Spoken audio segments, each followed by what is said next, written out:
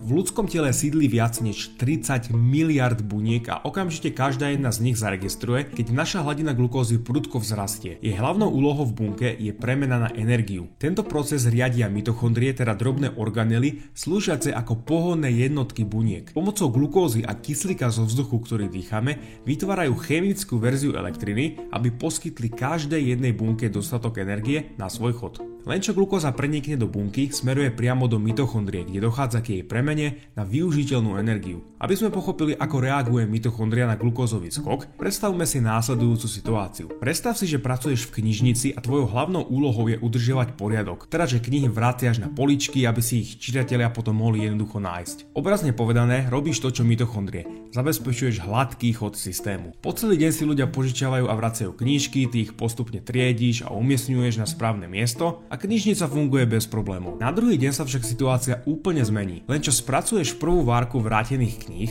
začne ich pribúdať čoraz viac a viac a ty sa snažíš čo najrýchlejšie ich usporiadať. Za pár minút ti pribudnú ďalšie knižky. Tvojou úlohou je ich stále ukladať, lebo ti nič iné neostáva. O pár minút ti prídu zase ďalšie knižky a potom ďalšie a ďalšie, až nastane moment, kedy už nedokážeš knihy ukladať rýchlejšie a tak sa ti celý priestor zaprace knihami od hlavy až po pety, až do takej miery, že sa už ani nevieš hýbať. Poličky sú plné, regály praskajú a knihy sa valajú po podlahe, pretože ich už ani nemáš kam ukladať. No a mitochondrie sa cítia úplne rovnako, keď im napumpujeme viacej glukózy, než potrebujú. Tie totiž dokážu spáliť iba toľko glukózy, koľko bunka potrebuje na svoj vlastný chod, viac nie. Keď hladina glukózy vystrelí hore, bunky ju začnú nasávať príliš rýchlo, čo môže spôsobiť problémy. Tento náhly príval glukózy spôsobí chaos v tele. Najnovšie výskumy ukazujú, že keď sa naše mitochondrie topia v nepotrebnej glukóze, uvoľnia sa drobné, no nebezpečné molekuly, tzv. Voľné radikály, ktoré môžu mať potom vážne následky. Ak je v tele príliš veľa glukózy, spustí sa reťazová reakcia voľných radikálov, ktoré sú agresívne a dokážu ničiť všetko,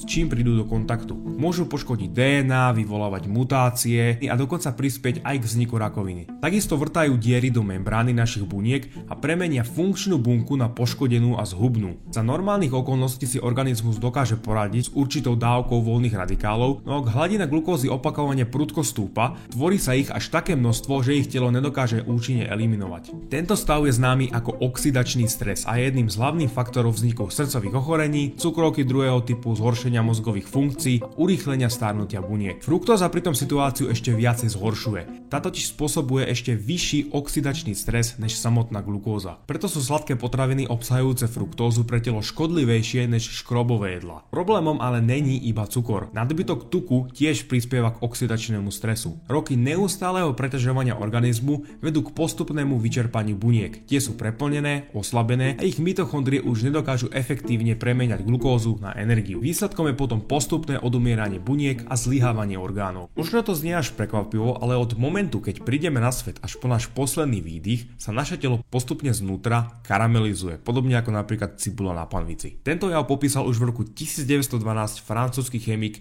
Louis-Camille Maillard. Dnes ho poznáme ako Millardovú reakciu. Zhnednutie vzniká, keď sa molekuly glukózy zrazia s inými molekulami a poškodia ich. Tento proces sa nazýva glikácia. To znamená, že už nefungujú správne. Je to prirodzená a nevyhnutná súčasť života. Práve preto naše orgány často zlyhávajú, až nakoniec zomrieme. Tento proces proste nemôžno zastaviť, no vieme ho spomaliť alebo aj zrýchliť. Keďže hnednutie buniek je spojené so stárnutím, jeho spomalením môžeme predĺžiť si život. Fruktóza je v tomto ohľade ešte agresívnejšia, lebo ničí bunky až 10 krát rýchlejšie než glukóza, čím výrazne urýchľuje starnutie. Preto napríklad sušienka plná fruktózy spôsobí telu oveľa väčšie škody ako napríklad tanier plný cestovín, ktoré sú nabité škrobom. A kombinácia priveľa voľných radikálov, oxidačného stresu a glikácie je dokonalý recept k neustálemu zápalu v tele a postupne aj ďalším problémom. Zápal síce je prirodzenou obranou organizmu, ktorý nás chráni pred hrozbami, no keď sa však zmení na chronický, namiesto ochrany môže poškodzovať naše vlastné tkanivá a orgány. Chronický zápal stojí za väčšinou vážnych ochorení vrátane mozgovej príhody, chorôb dýchacích ciest, srdcových ochorení, problémov s pečeňou, obezity, cukrovky a tak ďalej.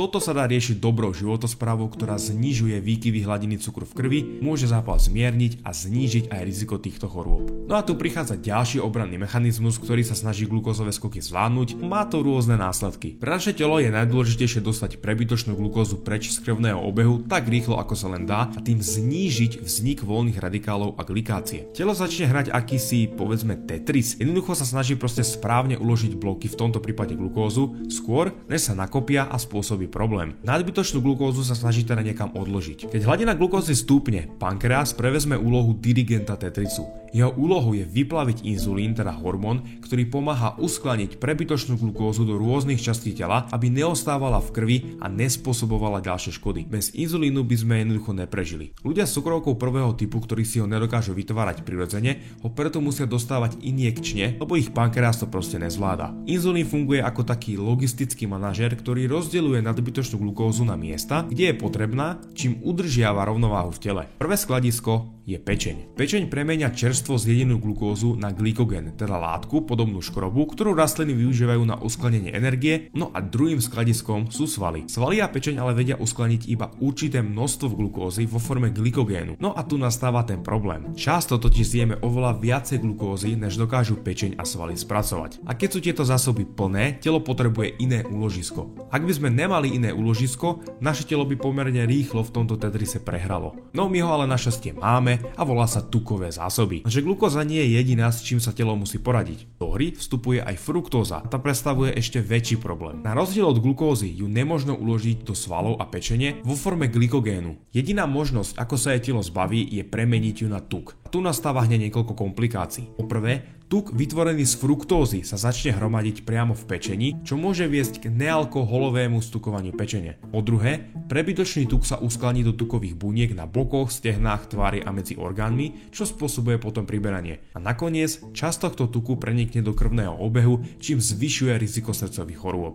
Možno si už počul alebo počula o LDL, teda o zlom cholesterole. No a práve on je jedným z dôvodov, prečo je pri oboch jedlách s rovnakým množstvom kalórií lepšie si zvoliť slané jedlo namiesto sladkého, ktoré obsahuje fruktózu. Fruktóza totiž spôsobuje, že viac molekúl sa premení na tuk. Mnohé spracované potraviny označené ako bez tuku často ale obsahujú veľa sacharózy, čo znamená, že fruktóza sa stále premení na tuk. Hoci tuk nepatrí medzi našich obľúbencov, no v skutočnosti plní veľmi dôležitú funkciu. Slúži ako úložisko prebytočnej glukózy a fruktózy, čím nás chráni pred oxidačným stresom, glikáciou a zápalom. Čím viacej tukových buniek potom dokážeme vytvoriť, tým dlhšie sme v bezpečí pred nadmerným množstvom cukru v krvi. Má to však druhú stranu mince a to je nešťastné priberanie. V tomto procese hrá veľmi kľúčovú úlohu inzulín. Ten je nevyhnutý pre uskladnenie prebytočnej glukózy do pečene, svalov a tukových zásob. Krátkodobého hľadiska je to užitočné, no čím viacej glukózových skokov máme, tým viac inzulínu sa vyplaví do tela, čo potom vedie k obezite, cukrovke druhého typu, či PCOS a tak ďalej. Ak ale sploštíme glukózovú krivku, automaticky to zníži aj inzulínovú krivku. No a ako na to si povieme v ďalších častiach.